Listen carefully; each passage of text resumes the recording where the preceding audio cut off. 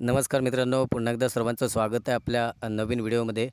आणि मित्रांनो, 21 जून आपल्या सर्वांना माहिती आहे की हिंदकेसरी पेडगावचं मैदान हे 21 तारखेला संपन्न होणार आहे, तालुका खटाव, जिल्हा सातारामध्ये. आणि या 21 तारखेला मैदानामध्ये आपला सर्वांचा लाडका मोहिल शेठ धुमाल यांचा द्वादशम हिंदकेसरी बकासूर, हा बकासूर या मैदानात पळणार की नाही याची शंका सर्वांनाच आहे. कारण काल आपण पाहिलं की परवा बकासूरला कर्नाटकमध्ये नेलं होतं चेकिंगसाठी आणि त्यानंतर चेकिंग करून आणलेली आहे.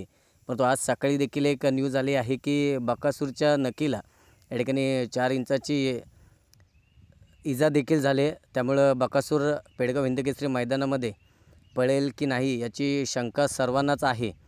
परंतु जर का अजूनही मैदानाला 4 दिवस आहेत आणि 4 दिवसामध्ये जर का बकासूर या ठिकाणी पूर्णपणे बरा झाला तर मैदानामध्ये पळू शकतो.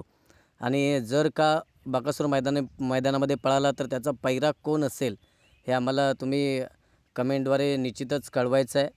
परंतु पाहूया, सर्वांचा लाडका बकासूर ज्याची महाराष्ट्राला अपेक्षा आहे की तो या मैदानामध्ये 1 नंबर करेल, परंतु पळेल का नाही याची गॅरंटी अजूनही कुणी दिलेली नाही आहे.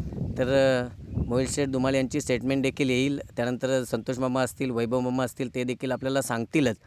परंतु बकासूर पळावा ही सर्वांची इच्छा आणि अखंड बैलगाडा प्रेमी आणि बकासूर चाहते या ठिकाणी देवाकडे एकच मागणी करतात की आपला बकासूर लगेचच बरा व्हावा.